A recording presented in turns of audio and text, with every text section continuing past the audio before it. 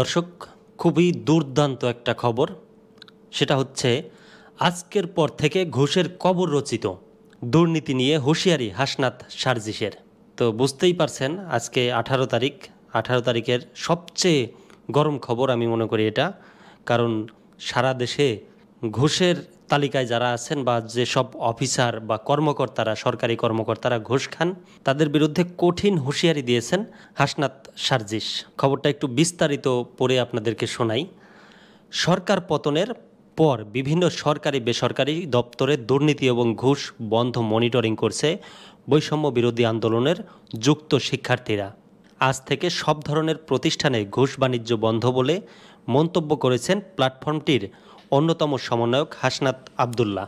মানে সারা দেশে যেসব প্রতিষ্ঠানে ঘুষ বাণিজ্য চলে, ঘুষ ছাড়া যেসব প্রতিষ্ঠান চলেই না, আসলে বেশিরভাগ প্রতিষ্ঠানই ঘুষখোরে ভরে গেছে। তো সেই সকল ঘুষখোরদের বিরুদ্ধে কঠিন হুঁশিয়ারি এবং প্ল্যাটফর্মটির অন্যতম সমন্বয়ক হাসনাত আবদুল্লাহ বলেছেন যে যেসব প্রতিষ্ঠান সেবাগ্রহীতার কাছ থেকে ঘুষ দাবি করবে তাদের বিরুদ্ধে ব্যবস্থা নেওয়া হবে বলে জানিয়েছেন তিনি। অর্থাৎ যারা ঘুষ ছাড়া ফাইল সই করেন না তাদের বিরুদ্ধে ব্যবস্থা নেওয়া হবে। শনিবার এক ফেসবুক পোস্টে হাসনাত আবদুল্লাহ লিখেছেন, আজকের পর থেকে সরকারি বা বেসরকারি সকল প্রতিষ্ঠানে ঘুষের কবর রচিত হলো। যে প্রতিষ্ঠান ঘুষ চাইবে সেই প্রতিষ্ঠানের বিরুদ্ধে ব্যবস্থা গ্রহণ করা হবে। মানে সরকারি বেসরকারি সকল প্রতিষ্ঠানেরই ঘুষ বাণিজ্য বন্ধ এবং যারা ঘুষ নেবেন তাদের বিরুদ্ধে কঠিন ব্যবস্থা নেওয়া হবে। অর্থনৈতিক লুটপাট, অর্থ পাচার ও দুর্নীতিবাজদের লাগাম টেনে ধরার দাবি বহুদিনের। কিন্তু গুটি কয়েক ব্যক্তিকে আটক করে বারবারই প্রশ্রয় পেয়েছেন রাঘব বোয়ালেরা। এই জায়গায় কিন্তু বলেছেন যে অল্প কয়েকজনকে ধরে, মানে ছোট ছোট ঘুষ দুর্নীতিবাজদেরকে ধরে বড় বড় যে রাঘব বোয়াল আছে তাদেরকে ছেড়ে দেওয়া হয়েছে। তো এই যে অন্তর্বর্তীকালীন সরকার, এই সরকার কিন্তু এর উল্টো করেছে।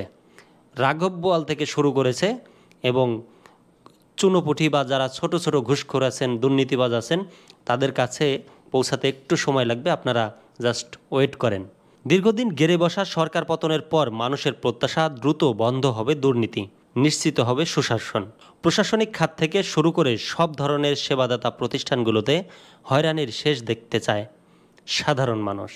দুর্নীতির বিরুদ্ধে নজর রাখতে রাষ্ট্রের গুরুত্বপূর্ণ দপ্তরগুলোর দিকে নিশানা করেছেন বৈষম্য বিরোধী আন্দোলনের আরেক সমন্বয়ক সার্জিস আলম। আমাদের দেশে কিন্তু একমাত্র দুর্নীতি আর ঘুষখোরদের আশ্রয় প্রশ্রয়ে বা তারা আজকে এত টাকার মালিক, এত কোটি কোটি, এত লক্ষ লক্ষ টাকা অর্জন করেছেন এই ঘুষ খেয়ে অবৈধ পথে সাধারণ মানুষের থেকে বা ফাইল সই করে করে।